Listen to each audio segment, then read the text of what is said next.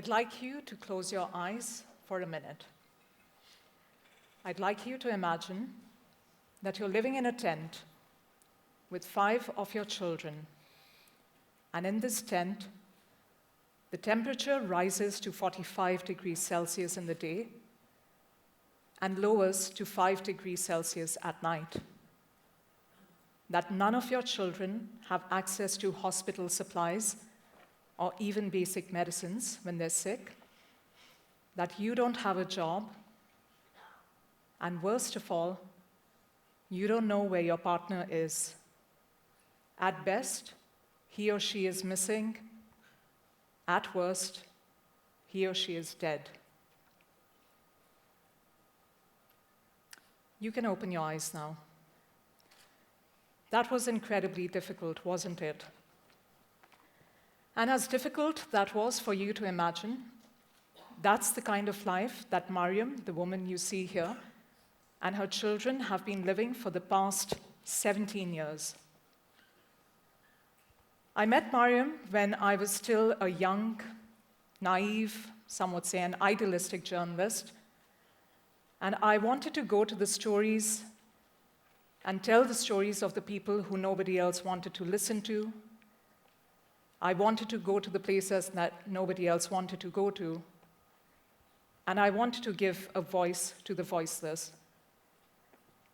And so I decided to go to Darfur, which has been described as the 21st century's worst genocide, where countless of men were killed by the Janjaweed, an armed militant group funded by the then Sudanese government, where children were brutally tortured, and where women were raped repeatedly, their bodies used as instruments of war. I wanted to go to those places and tell the stories of these people. In my head, I used to think that I'm doing them a favor, that by going to these places, somehow I'm more powerful than them, and that I have the power to change their lives. So as me and my crew traveled across Darfur, across endless stretches of desert land, where if you were lucky, you would probably see a lone tree, the only shelter you might see for the next few miles. And we arrived at Nyala, which is on the border with Chad, and we see tents like the ones you see here, just basic cloth stretched across wooden poles. And that's where I met Mariam and her children in that very tent that all of us imagined ourselves to be in just a few minutes ago. Before I interviewed Mariam, I used to think that I had a preconceived notion about her, that she was a victim, that she was poor, that she was miserable, and that I somehow was doing her a favor. And then Mariam told me her story. She told me how, in the dead of the night, she and her husband and her children had just a few minutes to gather the few valuable belongings that they had on their backs and escape from their village and their home for the last many centuries because the Janjaweed were descending upon them. She told me about how they walked for miles on end, escaping that village, only to be caught just a few hours later by the same Janjaweed fighters. She told me how her husband had been imprisoned, and after a couple of hours of interrogation, was killed in front of his wife and his children.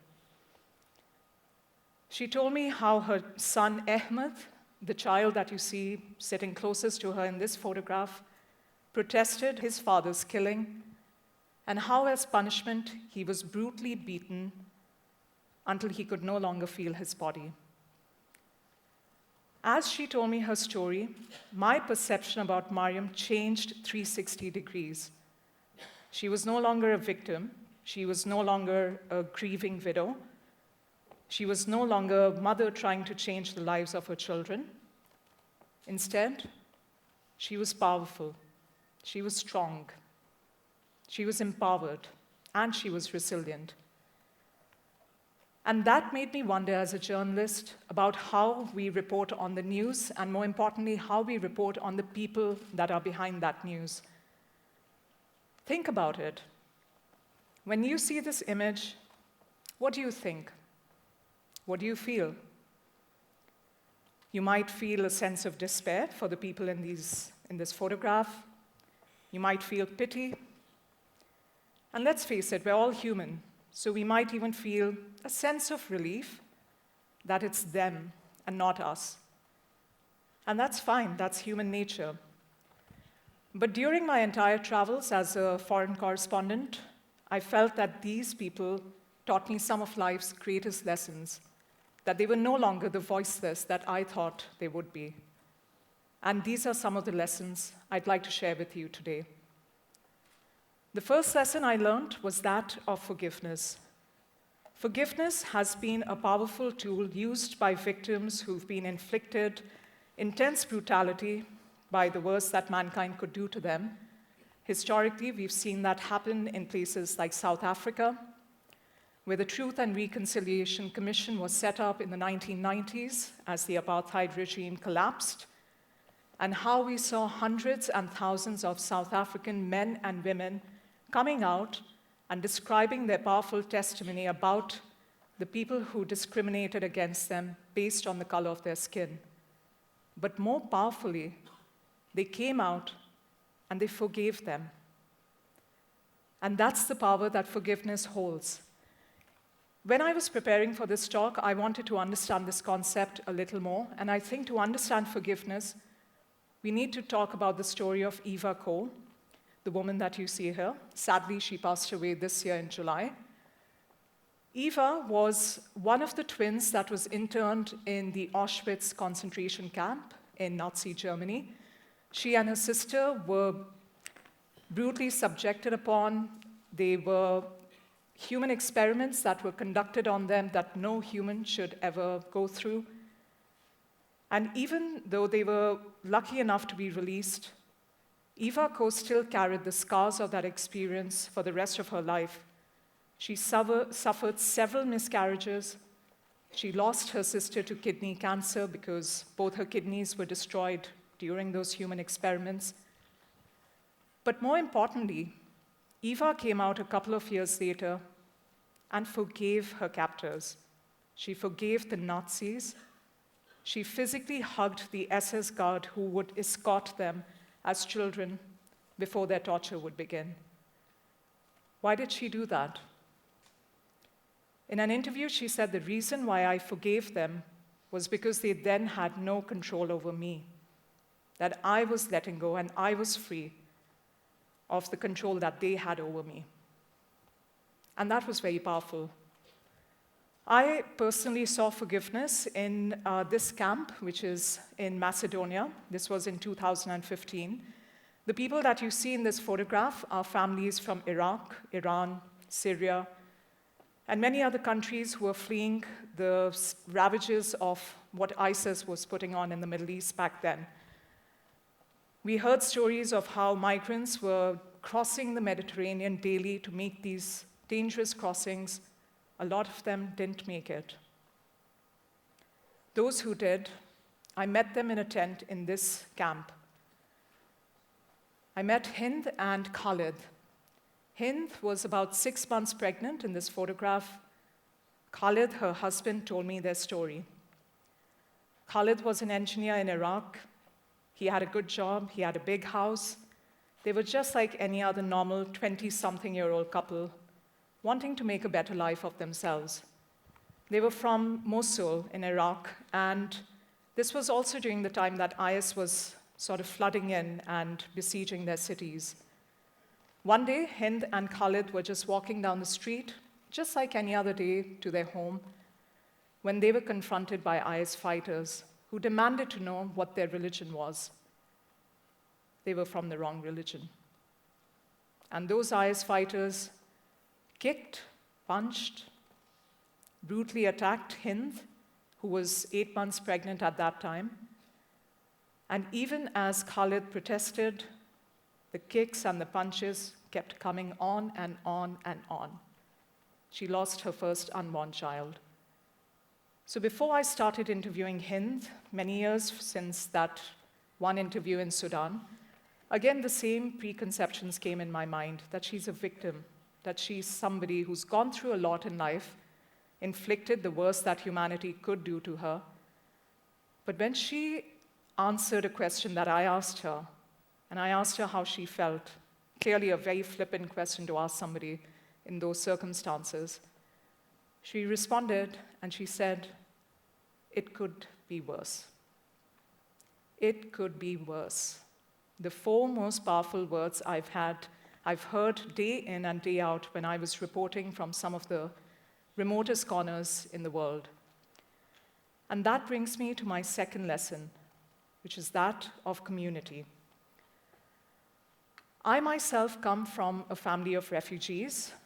Both my sets of grandparents were living in Pakistan. This was before India was divided in 1947 into two parts, India and Pakistan. And most of them had to make that unthinkable decision of leaving their home, their land, their family, their friends, everything that they knew that life would be, just to make a better life somewhere else. The gentleman that you see on the top left of the corner is my maternal grandfather, Tirath Ram Sabharwal. We used to call him Bauji fondly. And he was relatively privileged because he was a civil servant in the British government back then. So in 1947, when hordes of our relatives made that dangerous journey and knocked on Bauji's door, Bauji did not turn away a single one of them. Over the next few years, he took in not one, not two, not 5, not 10, not 20, but 40 of his family members over the next 20 years. And as a child, I asked him, in my head, I thought he was doing a great personal sacrifice. So I asked him in Punjabi, which is my mother tongue, and which I'd like to use here, why he did what he did. And he responded in Punjabi, "Jo bhi Rab karda hai, change dile karda hai," which loosely translates into, whatever God does, he does it for the best. And that brought in the bond of community in a way that I never could have imagined it. Which brings me to my last lesson of resilience. I learned firsthand resilience from many people during my career, but more powerfully from this man that you see sitting behind the piano. His name is Ayam Ahmed. He's also known as the pianist of Yarmouk. Yarmouk was a bustling refugee settlement in Syria, in Damascus, where tens of thousands of people lived and prayed and ate and loved every single day. That was before the Syrian war happened, and the bombs came, and the shellings came, and the daily starvation came, and the suffering came. And Ayam and his band of brothers, as he calls them, still played. And I'd like to play a piece of music from them.